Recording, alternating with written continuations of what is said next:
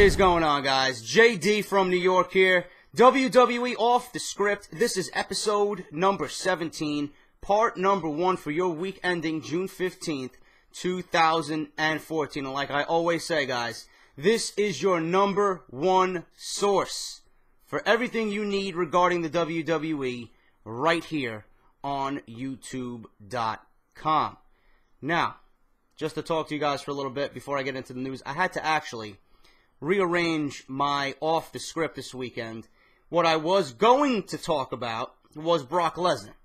There's news on Brock Lesnar possibly returning early to the WWE, possibly to win the WWE Championship. I got news on that, and that's going to be shifted into Saturday's episode. Now, the reason why I'm shifting that into Saturday's episode is because the WWE had a very, very newsworthy day today, and I'm going to talk about that and give you my full opinion on everything that happened regarding these releases. If you guys didn't read, I'm sure some of you did because you were tweeting me, JD, what do you think of this? What do you think of that? This is what I'm here to talk about. Alright, so we'll talk about who was released, why I think it's a bad decision, why I think some of them were good decisions because they really weren't doing anything. But regardless, we'll talk about the releases right here on Off The Script Part 1. But I do want to mention, if you guys missed Monday Night Raw review, link is down below in the description. I talk about Daniel Bryan. I talk about him finally being stripped of the WWE World Heavyweight Championship. We got some closure. WWE got some closure. He's not going to be ready in time for Money in the Bank. They stripped him. It is now vacated, and we are guaranteed to have a new champion at Money in the Bank. I give you my opinion on that. Also, Seth Rollins finally speaks about why he turned on his brothers in the Shield. I talk about that as well. So if you missed Monday Night Raw review, link is down below. If you guys missed Off The Script last weekend, which I'm sure most of you did, links are also down below, parts 1, 2, and 3. And always, guys, do not forget, Justin LaBar, Brian Gulish, and Josh Eisenberg are back on Friday, 2 p.m., with a new episode of Chairshot Reality to start your weekend off right on WrestleZone.com. Do not miss Chairshot Reality this weekend. Link to their homepage on WrestleZone is down in the description below towards the very top. Go and check them out. I don't know what they're talking about this weekend because right now it's Thursday night. It's about 6:11. I'm recording this for Friday. I will fill you guys in on what they talk about when I get on here tomorrow to record for Saturday. So go and check them out regardless. 2 p.m. they upload a new episode of Chairshot every Friday, Saturday, and Sunday. So don't forget that, guys. Now, since all those plugs are out of the way, let's talk about the releases. All right, you guys might have heard, you might not have heard. WWE released several WWE superstars today, including referee Mark Harris. Here is the updated list of talents that were cut from the WWE today. Drew McIntyre, Jinder Mahal, so 2/3 of 3MB are gone. There's only Heath Slater left. Now he's back to being the one-man band. Oksana is released, WWE Diva. Kurt Hawkins, Theodore Long, Camacho, who was working down in NXT. Brodus Clay, Evan Bourne, who's been out with injury for, seems like forever. Yoshi Tatsu, and JTG. Now, I am upset for the simple fact that I know what it is to lose a job. I know you guys, you know, if you're working, if you got to provide for your families, I can't even imagine to think what would happen to you guys if you were fired just all of a sudden. You know, you get a phone call and it's your boss, you know, the company official saying, listen, we're going to let you go. We no longer need your services. We wish you well in your future endeavors. I can imagine these guys' reaction, all these WWE superstars' reaction today when they got that phone call. Now, do I agree with guys being cut? Yes and no. Yes, I understand it from a business standpoint. No, I don't understand it because these people have to provide for themselves. You know, it's not an easy thing to do to just be fired and just find work immediately. I mean, these guys had dreams of being in the WWE. They got to travel all over the world. They got the exposure that they got. They were on national television, you know, and all of a sudden, you know, that's all taken away from you like that, gone. Now, I understand why these cuts were made, and I'm going to take a logical guess here, And I'm going to say these cuts were made simply because of the WWE being in financial trouble and stress.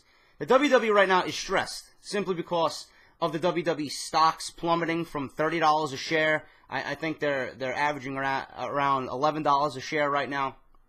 But the WWE right now is in panic mode for whatever reason, and I really don't understand it. You know, the WWE doesn't have any problem, you know, giving Linda McMahon $50 to $60 million to campaign 2 years in a row, and she loses the Connecticut primaries 2 years in a row. Okay, so WWE, if they wanted to be, you know, stressing about money, they should have been stressing about money then. That's a lot of fucking money to be handing out to Linda McMahon in Connecticut primaries to get her name there. You know, I don't know what she was running for, mayor. I don't even recall because I don't even follow the political garbage. I just know that Linda McMahon was running for office in Connecticut. She fell twice. She got beat twice, 2 years in a row. And there was a lot of money pumped into that campaign by Vince himself. A lot of money. Then obviously the WWE wants to go ahead and do the WWE Network. That cost a lot of money. But to make money, you have to take risks.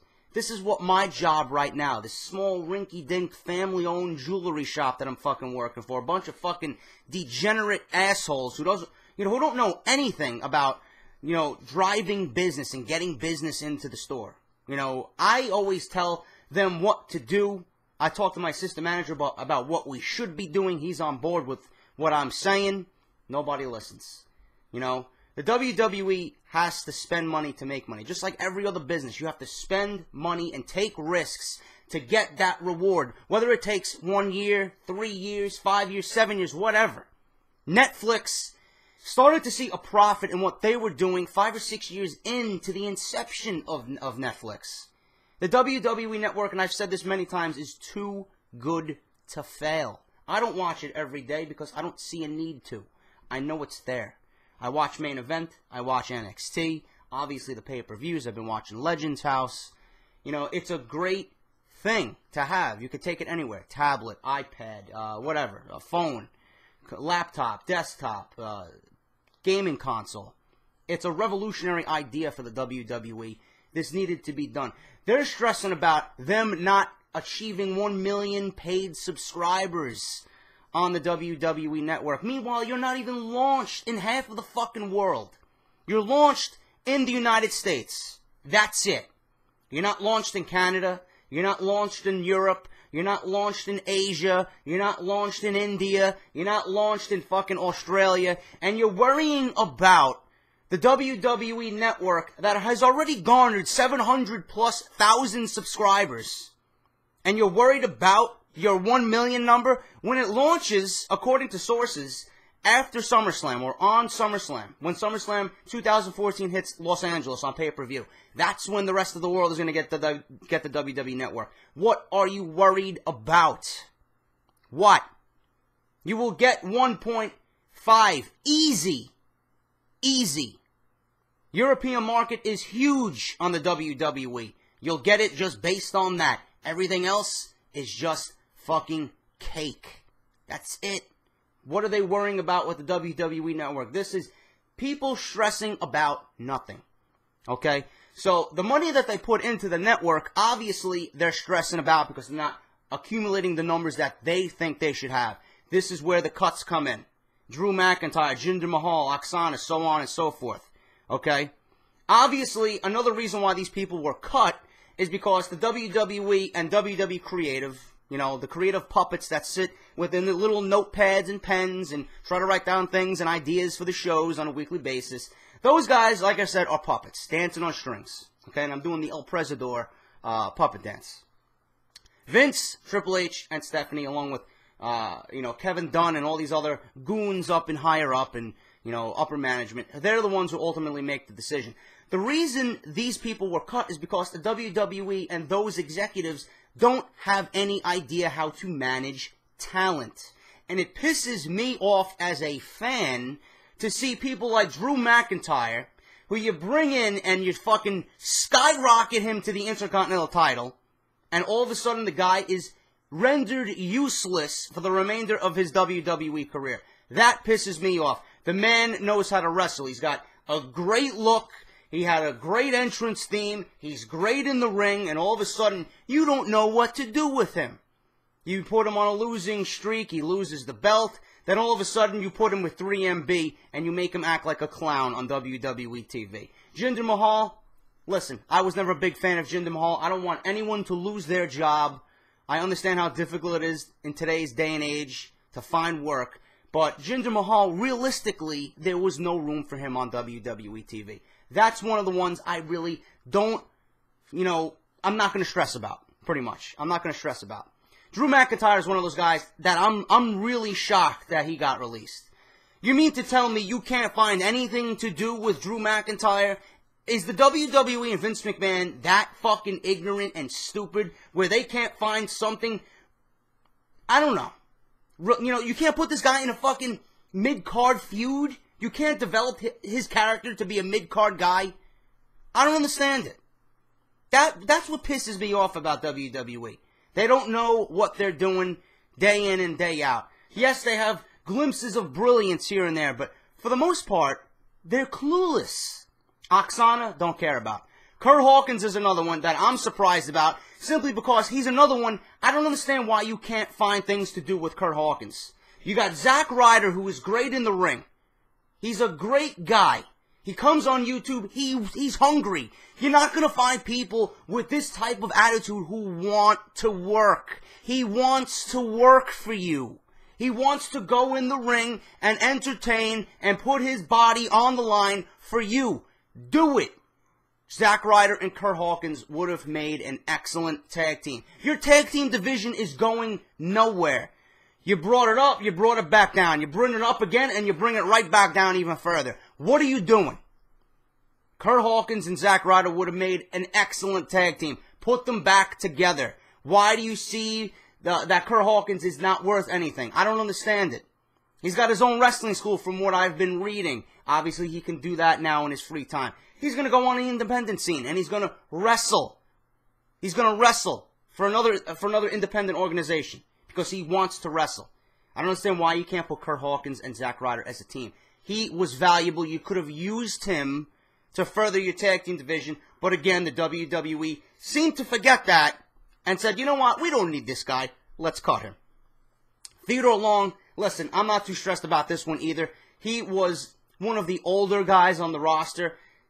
General managers and the term general manager on WWE TV right now, it is a little outdated. It's not really needed. We got Triple H who's in charge. You're not going to go over the COO's head. He's going to be actively working the shows, even though he's not a full-time in-ring performer. You're not going to take that position away from Triple H. He's realistically the one making the decisions. We know. Everybody else, if you're going to appoint an authority figure on TV, is nothing but a puppet. It's a waste of time. The WWE universe is not stupid, okay? It's pretty much telling us, yeah, Theodore Long is the general manager. He's the one making the decisions. No, we're not stupid. We know Triple H and Stephanie are making the decisions. This guy is just a puppet. So the term general manager on TV is a little outdated. So, I don't want to see anyone let go and lose their job, but realistically, there was nothing for Teddy Long creatively in WWE. Camacho, I've been watching Camacho on NXT, and I've seen that he is, he's not bad in the ring. He's actually very good, He could have been the WWE's version of TNA's Hernandez. He's got a great look, give him a character tweak, have him go out there and be a badass. He looked great on his own as a singles guy. You mean to tell me you couldn't find anything to do with Camacho in the mid-card either?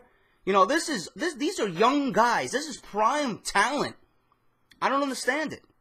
I really don't understand the WWE's logic with some of these young guys. Kurt Hawkins just boggles my mind. Drew McIntyre boggles my mind. You mean to tell me you can't find anything to do with these guys? That's what, like I said, that's what pisses me off. Brodus Clay, again, I'm not stressed about Brodus Clay. The guy was green as fuck in the ring. He really did not get any better ever since he debuted in the WWE. He went from a Vader-type big man You know, he got a character tweak, and he came back as the Funkasaurus. Came out as a fucking 400-pound version of Flash Funk. He wasn't getting it done in the ring. He looked like an amateur, and the WWE realized this. And listen, they have nothing creatively for him. You know, he was a little bit overweight. He didn't have the physique. He had no character development. He was green in the ring. He was expendable, in my honest opinion. He was expendable. He was one of the few guys that was expendable, and I'm not going to stress about his release. Evan Bourne surprises me because this is fucked up. The man was in a fucking car accident, on injury leave, comes back, ready to go. It was a struggle for this guy to get even clearance to wrestle. And here he is, finally, months in, ready to go. He's been ready for months. WWE doesn't have anything for him. They let him go. Matt Sydal is his real name. Now, again, I'm going to say just like I said about Drew McIntyre and Kurt Hawkins and Camacho. You telling me you have nothing for Evan Bourne to do? Again, he may not fit the singles guy on WWE TV amongst the Randy Ortons and the Daniel Bryans and the John Cenas and the Bray Wyatts, but you could put him in a tag team, I don't know, with Justin Gabriel, Tyson Kidd. You could do a tag team with Evan Bourne and either one of those guys, and it would be just an added addition to the tag team division. The WWE really needs to start utilizing these guys. They need to really start collectively thinking how to better their product. They're not. They're worried about all the business end of it, and then the TV product suffers. That's why I'm pissed. Evan Bourne could have been in a great tag team with Justin Gabriel. Two high flyers, two exciting guys. Put them on TV for a few months. Let them get a few wins on TV. Let them get exposure. But no, WWE seems to just say, you know what, fuck it, we're going to cut him. We have no use for him. Whatever. Yoshitatsu, listen, from what I read, Yoshitatsu is a very likable guy. He's a great worker. He was helping the guys down in NXT. And, you know, he really didn't have any use on the main roster. WWE didn't have any use for him on the main roster, so that's another release. Which, you know, again, I'm not a cold-hearted person. I don't want to see anyone lose their job, but again, you know, WWE really didn't have anything for him, and it's kind of tough for Yoshitatsu to even, you know, get something going on TV. He's really just there's nothing for him. So I'm not really stressed about Yoshitatsu. Referee Mark Harris, whatever. That's just a budget cut. JTG, the guy wasn't doing anything at all. He was let go. Somehow he managed to escape every fucking cut that there was for the last 6 or 7 years. Finally, his day came. He even tweeted out, why did I even answer my phone? And JTG was cut. But these are the list of people cut today in WWE. Some of them, you know, have me scratching my head. The others, I'm not too concerned about. But this goes to show you why the WWE is clueless. Some of these guys you could have really utilized. Some of them, you know, you're not going to stress about it. But another reason why these cuts were made is because you got a lot of prime talent in NXT coming up. Obviously, not only were they budget cuts, not only were the WWE stressed about losing money and, you know, they wanted to tie up some loose ends that they weren't really utilizing and getting much out of. Obviously, these guys were the ones that they deemed expendable. But the prime talent in NXT right now, some of them are ready to come up, like Sami Zayn, Tyler Breeze. They brought up Adam Rose, Bo Dallas Page, which I have news about them in part 2. Some shitty fucking news, man. I don't know where the WWE's mind is right now, but obviously you see what they're thinking about. They released all these guys today. I feel sorry for them. I wish them the best, and I'm sure we'll be seeing some of these people in Jeff Jarrett's organization when that finally opens up. I'm sure we'll be seeing some of these guys in Ring of Honor, maybe TNA, who knows. But the WWE really missed the boat on Drew McIntyre. They missed the boat on Kurt Hawkins, Camacho, in my opinion, and Evan Bourne. They really could have utilized these guys on WWE TV, but they failed to do so. So good luck to those guys, and those are the guys released, guys. Those are my opinions regarding everyone released. Other news, guys, word going around Raw backstage that Ric Flair has passed his medical test, so he is free and clear to return to WWE. As noted last week, one of the main ideas pitched was for him to return as The Miz's manager / mentor. So Raw is going to be in Cleveland. I think the Miz is going to be coming out on Monday Night Raw. Ric Flair should be on Monday Night Raw, so they will probably rekindle that partnership there on Monday Night Raw. Updated, Ric Flair is still lobbying to manage Dolph Ziggler. Now, Dolph Ziggler was rumored to be one of the cuts coming, and forget about it. If Dolph Ziggler was one of the cuts, if he still ends up being cut, I think the internet is going to explode. And I'm sure a lot of people will be very, very upset if Dolph Ziggler, the show-off, gets cut.